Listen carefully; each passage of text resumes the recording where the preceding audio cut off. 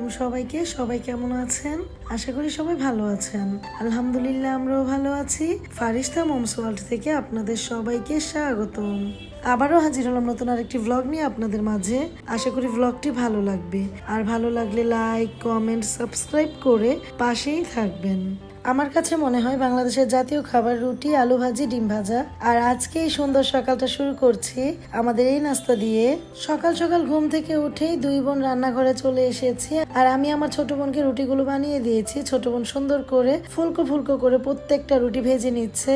তার সাথে রোমানা আলু ভাজি করে দিয়েছে খুব চিকন করে, আর সেই আলু ভাজিটাও করে নেব রুটি ভাজার পরে। বেশিরভাগ সময় দেখা যায় আগে ভাজিটা করে রেখে পরবর্তীতে আমি রুটি বানাই বা ভাজি। তবে আজকে আমি যেহেতু আগে আগে এই রুটিটা বেলে ফেলেছি, এর জন্য ছোট বোন ভাবলো রুটিগুলো ভেজে ফেলবে, আর যেহেতু হটপটেই রাখবে একই রকম থাকবে। আর আলু ভাজিগুলো রুমানা এত চিকন করে কেটেছে, এর জন্য ওর কাটতেও একটু লেট হচ্ছিল, তাই ভাবলাম এই ফাঁকে রুটিগুলো ভেজে ফেলি। আমার কাছে তো মনে হয় সংসারের সবচেয়ে কঠিন যদি কোনো কাজ থেকে থাকে সেটা রুটি বানানো। আমার কাছে এত কঠিন মনে হয় কি বলবো, আর এত কিছু নষ্ট হয় রুটি বানাতে গেলে, অনেক বেশি কষ্টও লাগে, আলসেমিও লাগে। তো এবার ভেবেছি কাঠের একটা রুটি মেকার কিনবো, কিন্তু আমার আইডিয়া নেই আসলে রুটি মেকারটা কেমন হবে।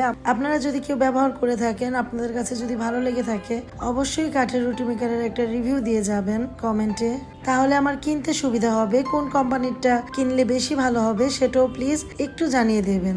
এর জন্য আমি বেশিরভাগ সময় ভাতই রান্না করে ফেলি। আমার কাছে তো ভাত খেতেও যেমন ভালো লাগে, রান্না করতেও অনেক বেশি সহজ লাগে। যাই হোক, তবে আমি কিন্তু খুব সুন্দর করে রুটি বানাতেও পারি, ভাজতেও পারি, মাশাআল্লাহ। আগে যখন রুটি বানাতাম আমার রুটিগুলো কিন্তু একদমই গোল হতো না, একদম বাংলাদেশের মানচিত্রের মতো হয়ে যেত। তারপর আমি বড় বড় টিফিন ক্যারিয়ারের ঢাকনা দিয়ে চাপ দিয়ে কেটে নিতাম, তখন আবার গোল হয়ে যেত। আর এভাবে কিন্তু আমি অনেক দিনই রুটি বানিয়েছি।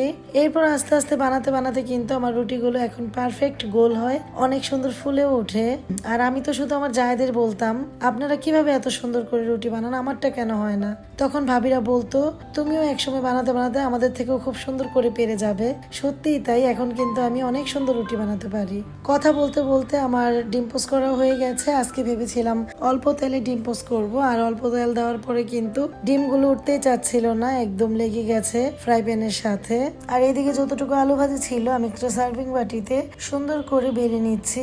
আমি আর আমার ছোট বোন যেহেতু নাস্তা করা বাকি আছে, দুই বোন একসাথে নাস্তা করব। ফারিস্তার বাবা, পাপা, মামা ওরা কিন্তু নাস্তা করে অফিসে চলেও গেছে, আর এখন আমি আমার ছোট বোন রিল্যাক্সে নাস্তা করব আর গল্প করব। রুটিগুলো খুব সুন্দর করে ভাজার পর কিন্তু আলু ভাজিটা ছোট বোনই করেছে, আর আলু ভাজিটা আজকে এত মজা হয়েছিল দেখেই কিন্তু বোঝা যাচ্ছে কতটা লোভনীয় হয়েছে। আর এই তো সবকিছু সুন্দর করে টেবিলে ছোট বোনই সার্ভ করে দিচ্ছে। দুই বোন একসাথে নাস্তা করব, আর এভাবে কেউ খাবারগুলো যদি মুখের কাছে এনে দেয়, এর থেকে শান্তির মনে হয় আর কিছুই হয় না। মাঝে মাঝে এটা ভেবে তো ভালোই লাগে, ছোট বোনটাও বড় হয়ে গেছে, আমাকেও কত সুন্দর করে সেবা যত্ন করছে। আর ছোট বোন আর ছোট বোনের হাজবেন্ড সকাল সকাল ইসুপগুল আর মধু দিয়ে শরবত খায়।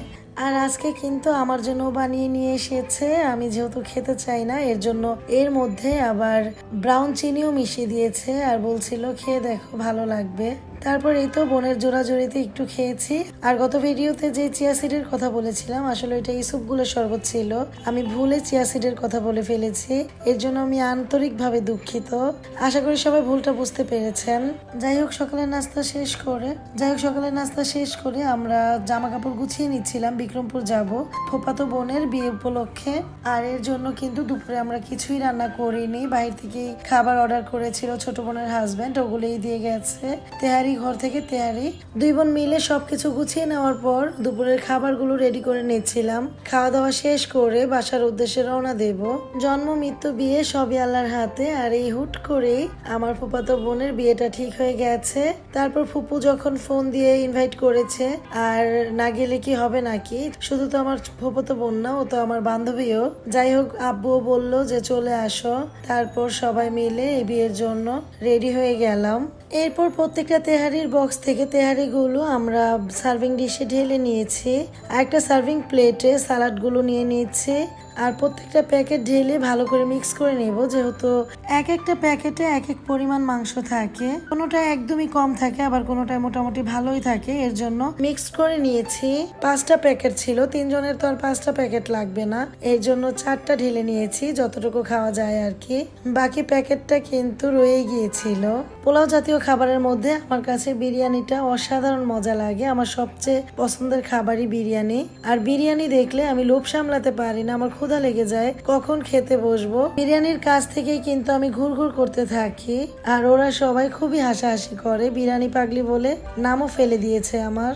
আর সেই বিরিয়ানি তেহারি যদি হয় সরিষার তেলের, তাহলে তো আর কোনো কথাই নেই। আর এই তেহারিটা কিন্তু সরিষার তেলের তেহারি ছিল, এত সুন্দর একটা স্মেল আসছিল কি আর বলবো। তেহারির সাথে কাঁচামরিচ পেঁয়াজ হলে আমার কাছে সালাতও লাগে না।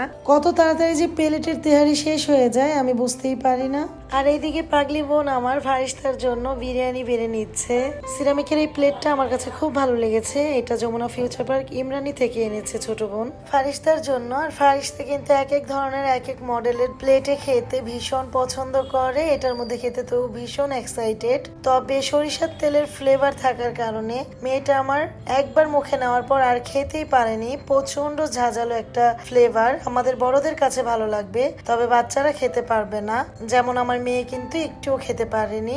আর পাগলি বোন আমার কি সুন্দর করে সার্ভ করছে, সাথে আবার কাঁচামরিচ পেঁয়াজও নিয়ে নিয়েছে। যাই হোক, এটাই তার ভালোবাসা। ফারিস্তাকে কিভাবে খাওয়াবে, কিভাবে সাজিয়ে সাজিয়ে পরিবেশন করে ওকে লুপ দেখিয়ে খাওয়ানো যায় সেই চেষ্টাই সারাটাক্ষণ। ওর বাসায় আসার পর থেকে ফারিস্তার যত্ন নেওয়া খাওয়ানো আমি বলতে গেলে ভুলেই গেছি। সবকিছুই কিন্তু ওই দেখাশোনা করে, সারাক্ষণ ওর কাছাকাছিই রাখে। খাবারগুলো প্লেটে নেওয়ার সময় বলেছিলাম ফারিস্তার জন্য খাবারগুলো বেরো না, ও খাবে না। কার কথা কে শোনে, শুধু শুধুই বৃথা চেষ্টা। এরপরে কিন্তু আমার সুজি রান্না করে খাওয়াতে হয়েছে। ফারিস্তাকে খাইয়ে আমরাও খাওয়া দাওয়া শেষ করে একটু রেস্ট নিয়ে বিক্রমপুরের উদ্দেশ্যে রওনা দিয়েছি। তখন প্রায় দুপুর 2:30টার মতো বেজে গেছে। রাস্তাটা একদম ফ্রি ছিল, একটু জ্যাম ছিল না। তার মধ্যে আবার বড় বোনকে ধানমন্ডি থেকে নিতে হবে, আর এর জন্য কিন্তু আমাদের লেট হয়ে গেছে।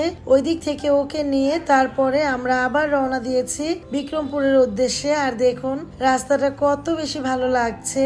আর এরকম ফাঁকা রাস্তায় ঘুরতে কিন্তু আমার অনেক ভালো লাগে, আমি সারাক্ষণ জার্নি করতে পারি। তবে জ্যামে পড়ে গেলে আমার মাথাটা কেমন জানি ঝিমঝিম করে আর কেমন জানি একটা বমি বমি ভাব হয়ে যায়। এর জন্য কিন্তু মাইক্রো বাস এগুলোতে উঠতে বেশি পছন্দ করি না, আমার শুধু ইচ্ছে করে রিক্সা, অটো রিক্সা, সিএনজি এগুলোতে ঘুরতে। সেই সাথে বাইক হলে তো আর কোনো কথাই নেই, খোলা আকাশের নিচে সারাক্ষণ যদি ঘুরতে পারতাম, এর থেকে আনন্দের মুহূর্ত হয়তো আর কিছুই নেই। জার্নিটা তো তখনই উপভোগ করা যায় যদি নিজের শরীরটা সুস্থ থাকে, ভালো লাগে। এর জন্য কিন্তু আমার হাজবেন্ড আমাকে অনেক বেশি পৌঁছায়, বলে তোমার জন্য জীবনে গাড়িও কিনতে পারবো না, তোমার জন্য রিক্সা কিনে দেব, তুমি রিক্সা দিয়ে ঘুরবে, আমি আর আমার মেয়ে গাড়ি কিনবো, গাড়ি দিয়ে ঘুরবো। তখন আমি তো ভীষণ খুশি হয়ে যাই, বলি আমার জন্য রিক্সাই কিনে দিও, আমি এটাতেই অনেক বেশি খুশি। এই পর্যন্ত আমার ভিডিওটা যদি আপনাদের কাছে একটু ভালো লেগে থাকে তাহলে লাইক, কমেন্ট, সাবস্ক্রাইব করে পাশেই থাকবেন। আপনাদের একটা লাইক আমার ভিডিওটাকে আরো অনেকের কাছে পৌঁছে দিতে সাহায্য করবে। এত সুন্দর আকাশ, এত সুন্দর ওয়েদার আর এত সুন্দর রাস্তা দেখাতে দেখাতে আজকের মতো এখানেই বিদায় নিচ্ছি। আসসালামু আলাইকুম, আল্লাহ হাফেজ।